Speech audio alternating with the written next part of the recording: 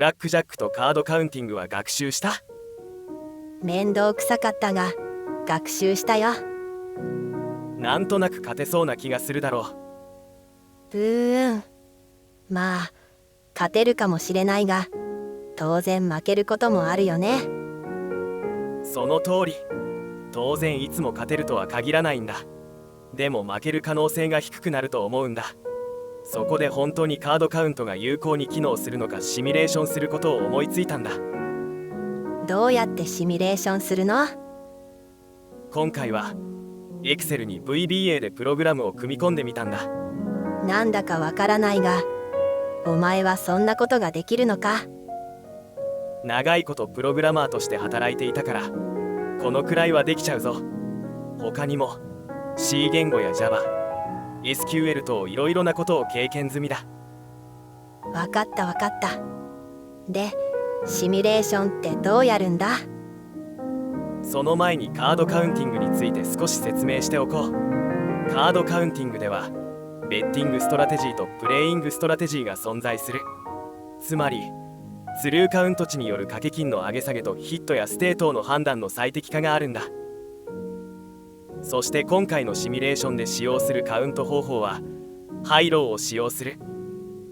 ハイローはエース、キング、クイーン、ジャック、10はマイナス1、2、3、4、5、6はプラス1、7、8、9は0としてカウントする。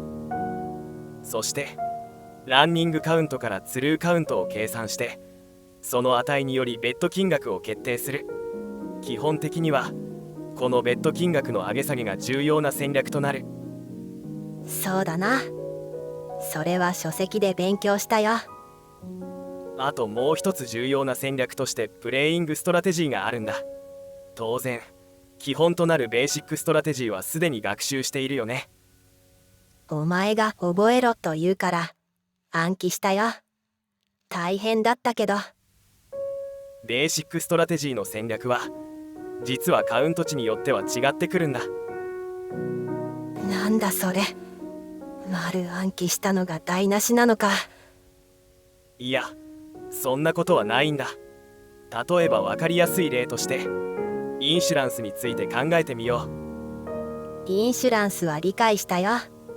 ディーラーのアップカードがエースの時にもう1枚のカードが10かどうかをかけるんだよね。その通り。ベーシックストラテジーではインシュランスは常にかけてはいけないことになっている。なぜだかわかるかい？インシュランスの配当は2倍だよね。そして裏向きのカードが10の確率はほぼ13分の4だよね。なので期待値は13分の 4×2 マイナス13分の9だからマイナス13分の1で約マイナス 7.7% だな。その通り。つまり通常であればインシュランスはかなり負ける率の高い賭けなんだ。なのでベーシックストラテジーではかけてはいけないことになっている。ところがツルーカウントの値が3以上の場合はインシュランスをかけた方が良いとされているんだ。つまり残りのカードに絵札の割合が多ければかけた方が得なんだ。なるほど。それはそうだよね。そしてこのインシュランスの賭けはプレイングストラテジーの中で最重要なんだ。あとは例えばディーラーのアップカード10に対してプレイヤーがハード16の場合サレンダーできないルールではベーシックストラテジーはヒットとなっている。でも実はスルーカウントがプラスの場合はステイした方が良いようなんだ。なんだ、そうなのか。ベーシックストラテジー全部の判断をスルーカウント値による判断にするのはとてもできないぞ。そうだよね。自分でも全て完璧に覚えるのは無理だからある程度重要な箇所を覚えるのみにしているんだ。それだけでそこそこの効果が期待できると思う。了解したよ。そろそろシミュレーションについて教えてくれよ。わかったよ。まずはこの Excel シートを見てくれ。背景が黄色のセルが入力パラメータとなっているんだ。まずはこれがゲームで使用するトランプのデッキ数となっている。まあ現実のブラックジャックテーブルの状況を考えれば2か6が妥当だと思う。次はシャッフルするタイミングの残デッキ数となっている。つまり1と入力すると残りが52枚を下回ったらシャッフルするようになっている。ブラックジャック用語ではペネトレーションといい、カードカウンターにとっては重要な指標なんだ。できるだけたくさんカードを配ってくれた方がプレイヤーにとって有利になるんだ。次はシミュレーション回数となっている。100と入力すればシャッフルを100回するまでシミュレーションを行う。次はテーブルに座るプレイヤーの数で基本的には1で良いかと思う。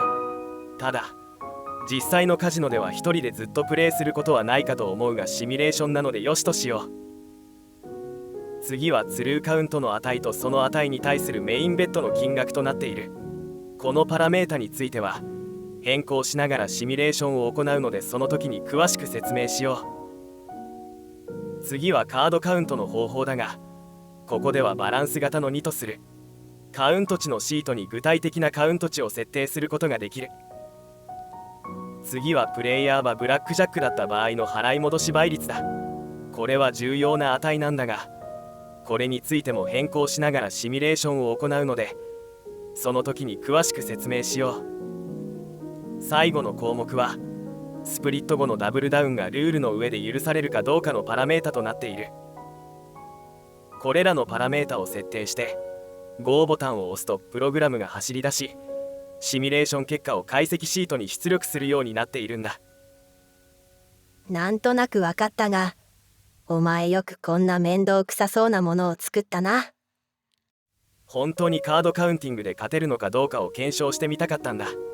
自分でプログラミングした結果ならば納得もできるだろう。まあそうかもしれないな。今回はここまでとして、次回は実際にシミュレーションしてその結果についていろいろ考察するぞ。期待してくれ。よろしく頼むぞ。